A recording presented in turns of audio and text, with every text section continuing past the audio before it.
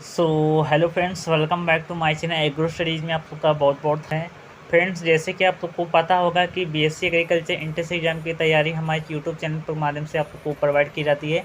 यदि आप BSc agriculture entrance exam की तैयारी कर रहे हैं, जैसे डीडीयू की तैयारी कर रहे हैं, लखनऊ यूनिवर्सिटी की कर रहे हैं, एमजी केवीपी की कर रहे हैं, गाजीपुर यूनिवर्सिटी की कर रहे हैं, ठीक है, यूपी कॉलेज की कर रहे हैं, किसी भी यूनिवर्सिटी की आप तैयारी कर रहे हैं बीएससी एग्रीकल्चर एंट्रेंस एग्जाम, तो आपके लिए वीडियो बहुत ही ज़्यादा हेल्पफुल होने वाला है। तो वीडियो को बिना देरी के स्टार्ट करते हैं। तो पहला दिया गया इसमें सोइकेरम ऑफिसिनेरम बॉटनिकल नेम किसका है। तो जो सोइकेरम ऑफिसिनेरम हमारा है, ये हमारा गन्ने का बॉटनिकल नेम है। धान का यदि बॉटनिकल नेम की मैं बताऊं तो ओराइजा सटाइवा, ठीक है, ओराइजा सटाइवा ये हमारा बॉटनिकल नेम है धान का। और हमारा यदि गेहूं की मैं बात करूँ तो गेहूं का हमारा होता है ट्रिटिकम ट्रिटिकम एस्टिवम, ठीक है, ट्रिटिकम एस्टिवम, ये हमारा किसका है, गेहूं का बॉटनिकल नेम है या फिर वैज्ञानिक नाम, साइंटिफिक नेम है। चलिए नेक्स्ट हमारा आता है सोयाबीन की उत्पत्ति कहाँ हुई थी, मोस्टली वेरी इंपॉर्टेंट है। तो सोयाबीन की उत्पत्ति हमारी चीन में हुई थी। और यदि मैं बताऊं कि भारत में किन किन फसलों का उत्पत्ति स्थान है, तो बैगन हमारा जैसे हो गया, ठीक है, तो बैगन का उत्पत्ति स्थान कहाँ पर है, भारत है, ठीक है।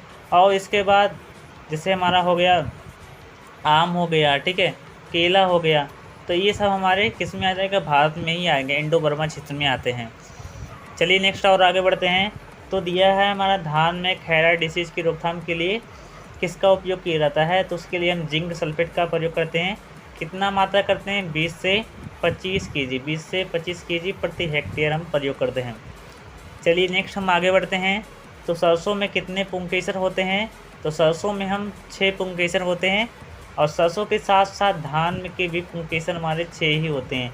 ये जितने भी क्वेश्चंस है ये ऑलरेडी पूछे गए हैं, ठीक है, तो आप लोग ध्यान दीजिएगा, ये समझ लीजिए कि ये क्वेश्चन पेपर है।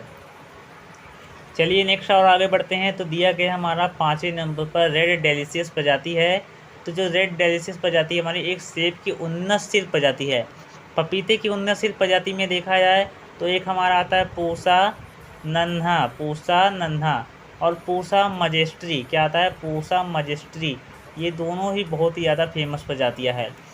और आम में देखा जाए तो जैसे हमारी हो गई आम्रपाली, जिसका क्रॉस यदि देखा जाए तो दशहरी गुड़े नीलम से हुआ है, ठीक है। तो इसके बाद एक आता है हमारा अल्फोंजो आती है, रत्ना आती है, ठीक है, नीलम आती है, तो ये सब हमारी आम की प्रजाति है। इसके बाद 6वें नंबर पर दिया गया है रिफ्रैक्टोमीटर का उपयोग किसके लिए किया जाता है। तो हम रिफ्रैक्टोमीटर का प्रयोग हम टोटल सॉल्युबल सॉलिड का मापने के लिए हम करते हैं। नेक्स्ट आता है कि गन्ने की 3 आँख वाले तने की कितनी संख्या हमारी प्रति हेक्टेयर उपयोग की जाती हैं। तो गन्ने में हम 3 आँख वाले यदि देखा जाए 3 आँख वाले टुकड़े का प्रयोग कर रहे हैं, तो उसके लिए हमारे 30,000 से 35,000 हमारे टुकड़े आवश्यक होते हैं। लेकिन इसमें मोस्टली यदि देखा जाए तो 40 से 45,000 टुकड़े होते हैं, लेकिन इसमें 40 से 45 नहीं है, तो इसलिए 30,000 हमारे आसपास हो जाएंगे। चलिए और आगे बढ़ते हैं। तो 8वें नंबर पर दिया गया है कि एक भूमि पर एक ही वर्ष में 2 या 2 से अधिक फसलों को उगाना क्या कहलाता है। तो मल्टीपल क्रॉपिंग कहलाता है। यदि एक ही भूमि पर एक ही वर्ष में या फिर 2 या 2 से अधिक वर्षों में हम एक ही जब फसलों को उगाते हैं तो उसे हम मोनोकल्चर या फिर मोनोक्रॉपिंग, ठीक है, या फिर मोनोक्रॉपिंग हम कहते हैं। अगला दिया है कि 9वें स्थान पर कि भारतीय गन्ना संस्थान कहाँ पर है। तो ये हमारा लखनऊ में स्थित है। अगला हमारा प्रश्न क्या दिया गया है कि जड़ की गांठ में नाइट्रोजन का संश्लेषण किससे सुगम होता है। तो हमारा मॉलिब्डेनम से सुगम होता है। अगला दिया गया है कि कोशिका सिद्धांत किसने दिया था। तो जो कोशिका सिद्धांत था हमारा जर्मन वैज्ञानिक स्लाइडन और एवं स्वान ने दिया था। किसने दिया था, स्वान ने दिया था। चलिए और नेक्स्ट बढ़ते हैं। तो अगला प्रश्न हमारा क्या दिया गया है कि लाल सड़न किस फसल संबंधित है। तो ये हमारी गन्ने से संबंधित है, जिसमें एल्कोहल जैसी गंध आती है, ठीक है। और धान में खैरा डिसीज तो महत्वपूर्ण है ही, ठीक है। और यदि आलू में देखा जाए तो early blight of potato and let blight of potato, यानी कि अगेती एवं पिछेती झुलसा, इसके बारे में पढ़ लीजिएगा। अगला आता है कि इनमें से कौन सी बीमारी मूंगफली की है, बहुत ही महत्वपूर्ण है। तो मूंगफली में सबसे महत्वपूर्ण जो डिजीज होती है हमारी वो टिक्का रोग होता है। ठीक है, अगला हमारा आता है 14 नंबर पर, प्रकाश संश्लेषण में ऑक्सीजन किससे होता है? तो ऑक्सीजन जो होता है हमारा वो हाइड्रोजन से ऑक्सीजन होता है। नेक्स्ट आता है, इनमें से कौन सी गाय की नस्ल शुद्ध नहीं है? ठीक है, तो वो हमारी राठी है। राठी की जो नस्ल है ये ज़्यादा शुद्ध नहीं है।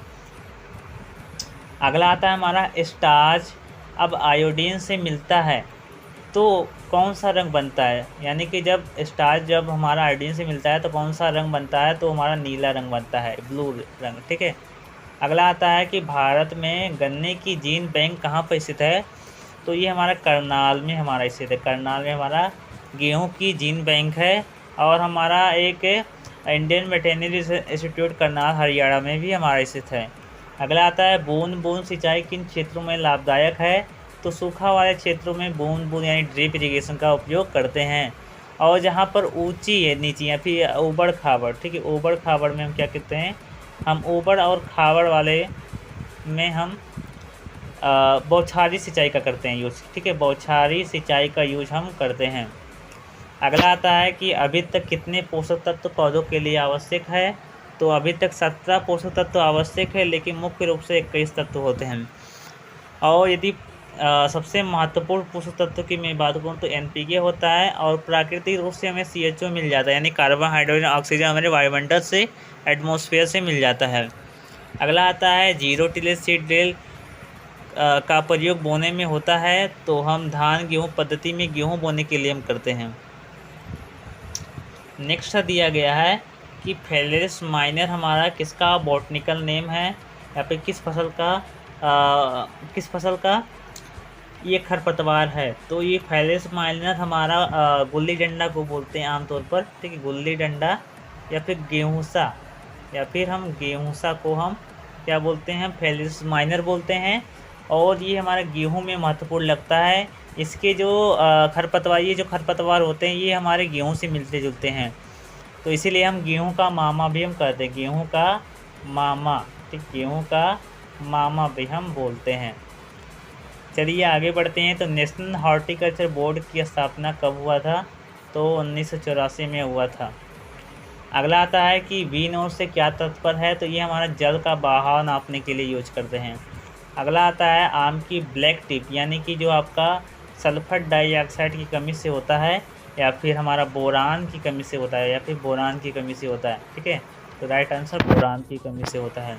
अगला आता है 25 नंबर पर, लास्ट है हमारा UPAS 120 किसकी किस्म है? तो ये हमारी अरहर की महत्वपूर्ण किस्म है।